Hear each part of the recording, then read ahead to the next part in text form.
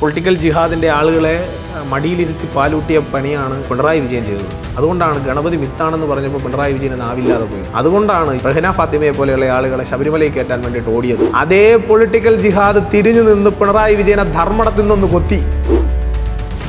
രാജ്യത്തിന് ഗുണമുള്ള ഏത് കാര്യത്തിനെതിരായി ഒരു പ്രമേയം കൊണ്ടുവരും. അതിനെ ഞമ്മന്റെ കാര്യം പോലെ പ്രമേയം അങ്ങ് പാസ്സാക്കി വിടുകയാണ്. ഒരു ഭീകരവാദിയുടെയും വോട്ട് വാങ്ങാത്ത, ഒരു വർഗീയവാദിയുടെയും വീട്ടിലെ ചെരുപ്പിന്റെ വാറഴിക്കാൻ പോകാത്ത, നട്ടല് നിവർത്തി നിന്ന് പറഞ്ഞ ഒരു പാർട്ടിയുടെ 3 MLA മാർ അതിനകത്തേക്ക് വരുമ്പോൾ ഇനി നിങ്ങളുടെ ഈ പണി ഇവിടെ നടക്കും.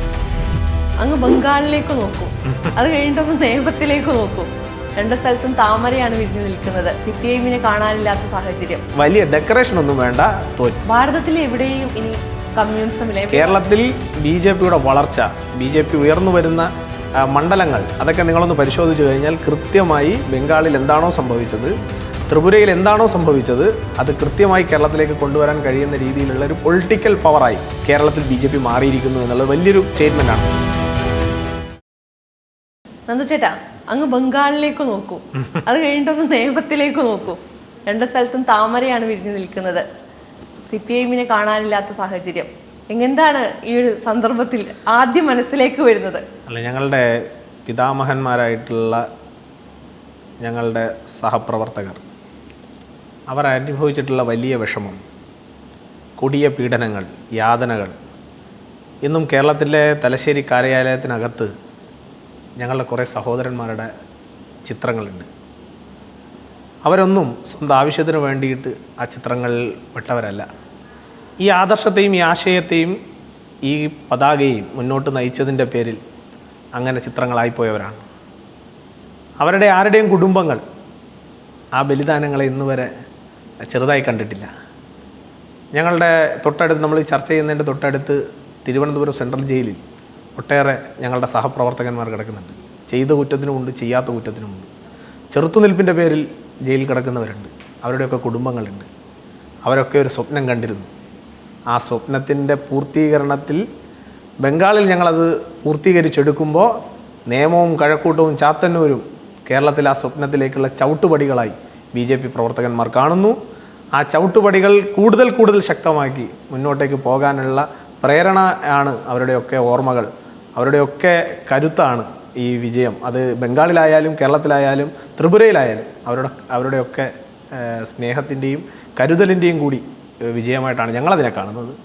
പിന്നെ ഞാനതിനെ പൊളിറ്റിക്കലി പറഞ്ഞാൽ, ഈ താക്കോലും പൂട്ടുമൊക്കെ പണിയാൻ പോകുന്ന സമയത്ത് കേരള നിയമത്തെ ജനങ്ങൾക്ക് വേണ്ടിയിട്ട് എന്തെങ്കിലും 10 രൂപയുടെ പണിയെടുത്തിരുന്നെങ്കിൽ ഇന്ന് വീട്ടിൽ ഇരുന്ന് കരയേണ്ടി വരില്ലായിരുന്നു. അതുകൊണ്ട് താക്കോല് പണിയുന്നതിലും പൂട്ട് പണിയുന്നതിലും ഒന്നും അല്ല കേമത്തരം. അത് ജനങ്ങൾക്ക് വേണ്ടി അടിത്തറയിൽ പ്രവർത്തിക്കുക എന്നുള്ളതാണ്. ആ പ്രവർത്തനം കൃത്യമായി BJP-യുടെ പ്രവർത്തകന്മാർ ചെയ്തു. ആ പ്രവർത്തനം കൃത്യമായി നേമത്തെ BJP-യുടെ കൗൺസിലർമാർ ചെയ്തു.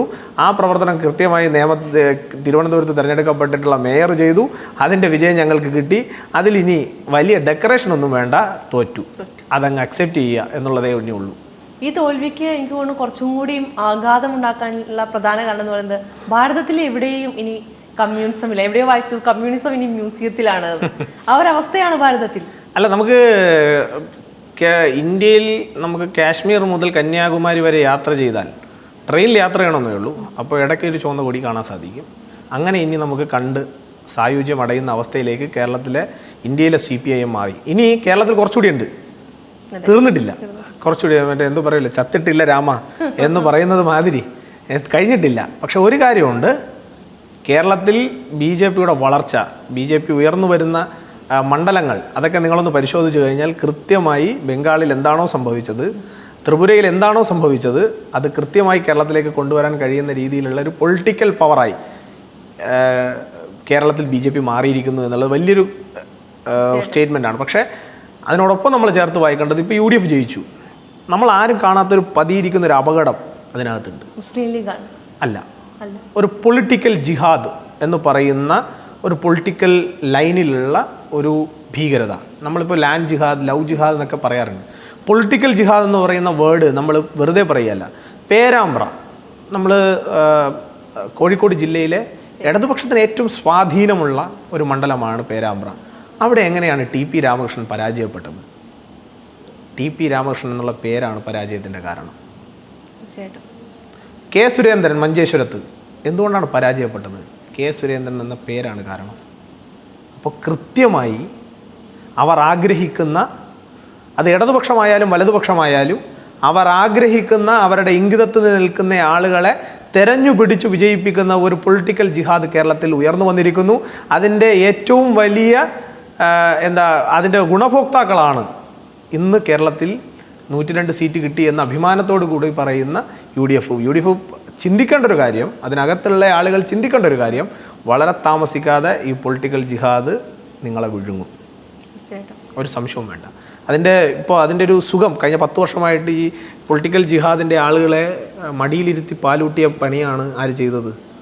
പിണറായി വിജയൻ ചെയ്തത്. അതുകൊണ്ടാണ് ഗണപതി മിത്താണെന്ന് പറഞ്ഞപ്പോൾ പിണറായി വിജയന് നാവില്ലാതെ പോയത്. അതുകൊണ്ടാണ് യുവതീ പ്രവേശനം നടത്താൻ വേണ്ടിയിട്ട് ഓടിപ്പിടച്ച് ഇവിടുത്തെ പോലീസ് ഉദ്യോഗസ്ഥന്മാരുടെ എല്ലാം പടച്ചട്ടയും വാരിയിട്ട് കൊടുത്തുകൊണ്ട് റഹ്ന ഫാത്തിമയെ പോലെയുള്ള ആളുകളെ ശബരിമലയിൽ കയറ്റാൻ വേണ്ടിയിട്ട് ഓടിയത്.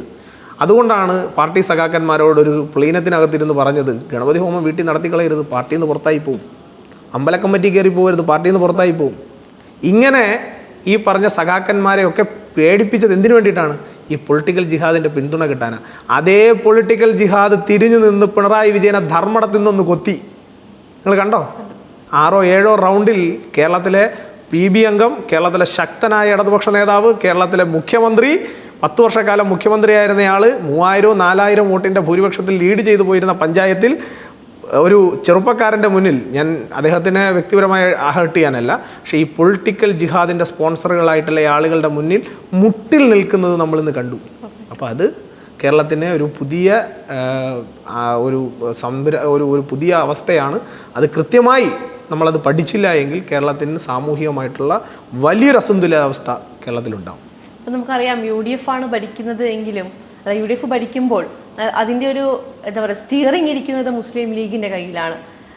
VD സതീശനോ ചെന്നിത്തലയോ KC വേണുഗോപാൽ ആര് മുഖ്യമന്ത്രി ആയാലും ആരാണ് കരുക്കൾ നീക്കാൻ പോകുന്നത് എന്നുള്ളത് വ്യക്തമായി നമുക്കറിയാം. അത് ഈ ഇപ്പോൾ പറഞ്ഞ ഈ വോട്ടിംഗ് ശതമാനം കൂടുന്നതിലും അല്ലെങ്കിൽ ഈ വോട്ടുകൾ പിടിച്ചെടുക്കുന്നതിലും എല്ലാം ഉണ്ടായ മതം എന്ന പ്രശ്നത്തെ കുറച്ചുകൂടി വലുതാക്കുകയല്ലേ? അല്ല, തീർച്ചയായിട്ടുമാണ്. എൻ്റെ സമുദായത്തിന് വേണ്ടിയിട്ടാണ് ഞാൻ അധികാരത്തിൽ വരാൻ അല്ലെങ്കിൽ അധികാരം വേണ്ടത് എന്ന് പ്രസംഗിക്കുന്ന ഒരു നേതാവിൽ നിന്നും, അത് പ്രസംഗിക്കുമ്പോൾ ആ പ്രസംഗം നടത്തിയ നേതാവിന് സുരക്ഷിത സീറ്റ് കൊടുക്കുന്ന ഒരു പാർട്ടിയിൽ നിന്ന് നിങ്ങൾ മതേതരത്വമായിട്ടൊരു രാഷ്ട്രീയം പ്രതീക്ഷിക്കുന്നുണ്ടോ? ഇല്ല. പക്ഷെ മതേതരമാണെന്ന് വാദിക്കുന്നവർ അതേ പാർട്ടിയിലുണ്ട്. അല്ല, അതാണ് ഞാൻ ചോദിച്ചത്. ഇപ്പോൾ നിങ്ങൾ ഒരു മാധ്യമത്തിൽ പ്രവർത്തിക്കുന്നു, ഈ മാധ്യമത്തിൻ്റെ നിലപാട് മതേതരമാണെന്ന് വിചാരിക്കുക. നിങ്ങൾ ഇത്തരത്തിലൊരു സ്റ്റേറ്റ്മെൻറ്റ് നടത്തിയിട്ട് നിങ്ങളെ വീണ്ടും ഇതിനകത്ത് സുരക്ഷിതമായൊരു പോസ്റ്റിൽ വയ്ക്കുക എന്ന് വെച്ചാൽ ആ മാധ്യമം നിങ്ങളെ ശിക്ഷിക്കുകയാണോ, ആ മാധ്യമം നിങ്ങളെ തലോടുകയാണോ? ഉറപ്പായും തലോടുകയാണ്. അപ്പോൾ KM ഷാജിയെ പോലൊരാൾ മതേതര പാർട്ടിയായ മുസ്ലിം ലീഗിനകത്ത് നിന്നുകൊണ്ട് മതമാണ് സർവ്വവും എന്ന് പറയുന്നു.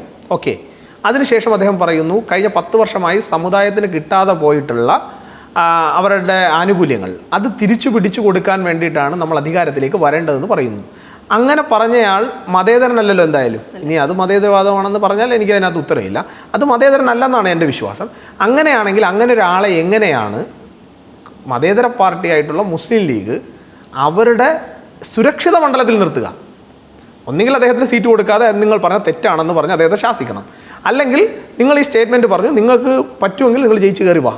അപ്പം അദ്ദേഹത്തിന് സുരക്ഷിത മണ്ഡലം, അവിടെ കുഞ്ഞാലിക്കുട്ടി എന്ന് പറയുന്ന ലീഗിൻ്റെ പ്രധാനപ്പെട്ട നേതാവിനെ മറ്റൊരു സ്ഥലത്തേക്ക് മാറ്റി പകരം മതത്തിന് വേണ്ടിയിട്ട് അധികാരം പിടിക്കണമെന്ന് പറയുന്ന KM ഷാജിയെ അവിടെ കൊണ്ടുവന്ന് പ്ലാൻ ചെയ്യുമ്പോൾ കൃത്യമായി ലീഗ് ആഗ്രഹിക്കുന്ന എന്താണ്? ഈ സ്റ്റാൻഡ് പറയുന്നയാൾ നാളെ മന്ത്രിസഭയിലേക്ക് വരണം, ഈ സ്റ്റാൻഡ് പറയുന്നയാൾ ഉറപ്പായും എവിടെ ഉണ്ടാവണം? ഈ പറയുന്ന നിയമസഭയ്ക്കകത്ത് ഉണ്ടാവണം എന്ന് അവർ ആഗ്രഹിക്കുന്നു. അവരെങ്ങനെയാണ് മതേതരവാദികളാവുന്നത്? പക്ഷേ ഇനി ഇവരാണ് കേരളം ഭരിക്കാൻ പോകുന്നത്. ഇവരാണ് നാളെ കേരളത്തിന്റെ വിദ്യാഭ്യാസ നയം തീരുമാനിക്കാൻ വേണ്ടി പോകുന്നത്. ഇവരാണ് നാളെ കേരളത്തിലെ വ്യാവസായിക നയം തീരുമാനിക്കാൻ വേണ്ടി പോകുന്നത്. നമ്മൾ മറന്നിട്ടില്ല. ഒരു അബ്ദുൾ റബ്ബ് എന്നുള്ളതല്ലെന്നേ, ഒരു അബ്ദുൾ റബ്ബോ ഒരാളോ അല്ല, ഒരു വിളക്ക് കത്തിക്കാത്ത വിഷയവുമല്ല. കേരളത്തിനകത്ത് നടക്കാൻ പോകുന്ന ഒരു കൾച്ചറൽ ഡിഫീറ്റ് അല്ലെങ്കിൽ കൾച്ചറലി നമുക്കുണ്ടാവാൻ പോകുന്നൊരു വലിയ തിരിച്ചടി അത് നമുക്കുണ്ടാവും. അപ്പോൾ അത് മുസ്ലിം ലീഗ് അധികാരത്തിലേക്ക് വരുമ്പോൾ മുസ്ലിം ലീഗിൻ്റെ കയ്യിൽ താങ്കൾ നേരത്തെ പറഞ്ഞതുപോലെ സ്റ്റിയറിംഗ് മുസ്ലിം ലീഗിൻ്റെ കയ്യിലേക്ക് വരുമ്പോൾ ഇപ്പോൾ അവർ ഉപമുഖ്യമന്ത്രിയെക്കുറിച്ചാണ് ചർച്ച ചെയ്യുന്നത്. കുറച്ച് ദിവസം കൂടി കഴിയുമ്പോഴത്തേക്ക് ചിലപ്പോൾ സ്ഥാനാർത്ഥി ചർച്ച ഈ പറയുന്ന മുഖ്യമന്ത്രി കസേരയ്ക്ക് വേണ്ടിയിട്ട് സതീശനും ഈ പറയുന്ന ആളുകളും തമ്മിലൊരു അടി ഉണ്ടായാൽ ചിലപ്പോൾ ഒരു നെഗോഷ്യബിൾ കാൻഡിഡേറ്റ് ആയിട്ട് നാളെ കുഞ്ഞാലിക്കുട്ടി കേരളത്തിൻ്റെ മുഖ്യമന്ത്രി ആയിക്കൂടായികയില്ല. ആ ചർച്ചകളും തുടങ്ങി വയ്ക്കുന്നു, ആ ചർച്ചകൾ തുടങ്ങിയിട്ടുണ്ട് കേരളത്തിൽ.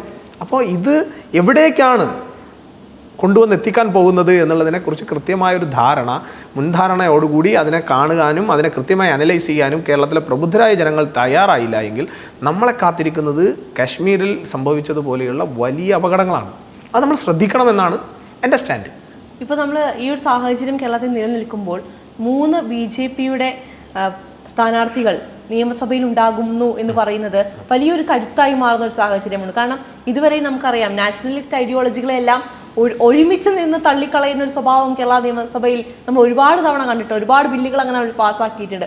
ഇനി അത് സാധിക്കില്ല. എതിർക്കാൻ 3 പേര് 30 പേരുടെ ശക്തിയോടുകൂടി ഉണ്ട് എന്നുള്ളതല്ലേ? അല്ല, നമുക്കതിനകത്ത് അഭിമാനം. ഇപ്പം താങ്കൾ പറഞ്ഞപ്പോൾ എനിക്കതിനകത്ത് തോന്നിയൊരു കാര്യം ഞാൻ പറയാം. ഞാൻ കുറേ നാളുകൾക്ക് മുന്നേ വായിച്ചൊരു കാര്യമാണ്. മദനി എന്ന് പറയുന്ന ഭീകരവാദിയെ കോയമ്പത്തൂർ ജയിലിൽ നിന്ന് വിടണം എന്നാവശ്യപ്പെട്ടുകൊണ്ട് കേരള നിയമസഭയ്ക്കകത്ത് ഒരു പ്രമേയം വരുന്നു. അതിനെ 2 പാർട്ടികളും ഒരുമിച്ച് നിന്ന്, 2 മുന്നണികളും ഒരുമിച്ച് നിന്ന് അതിനെ അനുകൂലിച്ച് അത് എവിടേക്ക് അയക്കുന്നു? തമിഴ്നാട്ടിൻ്റെ കൺസിഡറേഷന് വേണ്ടിയിട്ട് അയക്കുന്നു. നിങ്ങളൊന്ന് ആലോചിച്ച് നോക്കിയേ, കേരളത്തിൻ്റെ നിയമനിർമ്മാണ സഭ, ജനാധിപത്യത്തിൻ്റെ ശ്രീകോവിൽ, അവിടെ ഇത്തരത്തിലുള്ളൊരു അക്രമകാരിക്ക് വേണ്ടി, ഇത്തരത്തിലുള്ളൊരു ഭീകരവാദിക്ക് വേണ്ടിയിട്ട് ഇങ്ങനെ ഒരു പ്രമേയം പാസ്സാകുന്നു.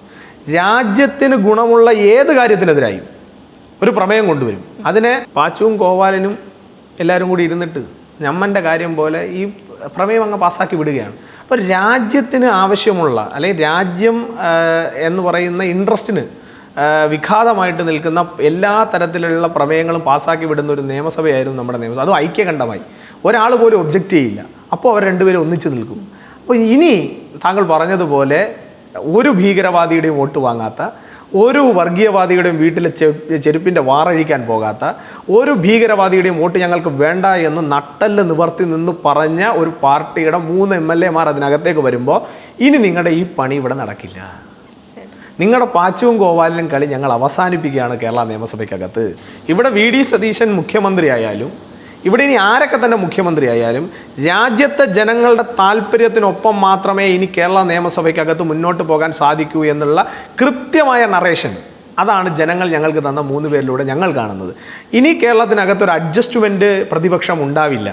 അത് CPM അഡ്ജസ്റ്റ്മെൻറ്റ് പ്രതിപക്ഷമാവാൻ തീരുമാനിച്ചാൽ ചങ്കൂറ്റമുള്ള 3 പേർ ഇപ്പുറത്തുണ്ട്. അവർ അഡ്ജസ്റ്റ്മെൻറ്റ് പ്രതിപക്ഷമല്ലാത്ത പ്രതിപക്ഷമായി വേല ചെയ്യും. അപ്പോൾ സ്വാഭാവികമായി ജനങ്ങളുടെ ഒരു വോയിസ്, നമ്മൾ പറയില്ലേ പീപ്പിൾസ് വോയിസ്, ഇനി കേരളത്തിൻ്റെ നിയമസഭയ്ക്കകത്ത് മുഴങ്ങും. അത് V മുരളീധരനിലൂടെ, രാജീവ് ചന്ദ്രശേഖറിലൂടെ, അതുപോലെ തന്നെ BB ഗോപകുമാറിലൂടെ ഇന്ന് ആരംഭിക്കുന്ന ആ പോരാട്ടം 2031 എത്തുമ്പോൾ ഭാരതീയ ജനതാ പാർട്ടിയുടെ മുഖ്യമന്ത്രി അവിടെ സ്വെയറിൻ സെറിമണി നടത്തുമ്പോൾ ഞങ്ങൾ ഇവരെ എല്ലാം വിളിക്കും കാണാൻ. അത്തരത്തിലൊരു കോൺഫിഡൻസ് ഞങ്ങൾക്ക് കേരളത്തിലെ ജനങ്ങൾ തന്നിരിക്കുന്നു.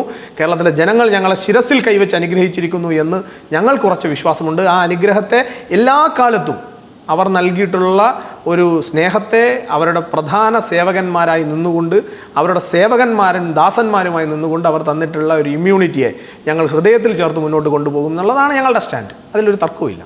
ഇപ്പോൾ നമ്മൾ UDFൻ്റെയും BJPയുടെയും നിലപാടുകൾ നമുക്ക് ഏകദേശം അറിയാം. പക്ഷേ ഇനി LDF എന്ത് ചെയ്യും എന്നുള്ളൊരു ചോദ്യമുണ്ട്. കാരണം 10 വർഷക്കാലം എനിക്ക് തോന്നുന്നു ആനയും ആഡംബരവും എല്ലാം കൂടി ജീവിച്ചൊരു മുഖ്യമന്ത്രി ഉണ്ടായിരുന്നു നമുക്ക്. ഇനിയിപ്പോൾ അദ്ദേഹം പ്രതിപക്ഷ നേതാവായി തുടരുമോ, അതിൽ അദ്ദേഹം എങ്ങനെ അഡ്ജസ്റ്റ് ചെയ്യുമെന്ന് വരെ ചിന്തിക്കേണ്ടതുണ്ട്. കാരണം എങ്ങനെയാണ് അദ്ദേഹത്തിന് ഇനിയിപ്പോൾ കടക്ക് പുറത്തെന്ന് പറയാൻ പറ്റില്ല, വീട്ടിൽ പോയി പറയാൻ പറ്റില്ല, പെട്ടുപോയൊരു സാഹചര്യമല്ലേ?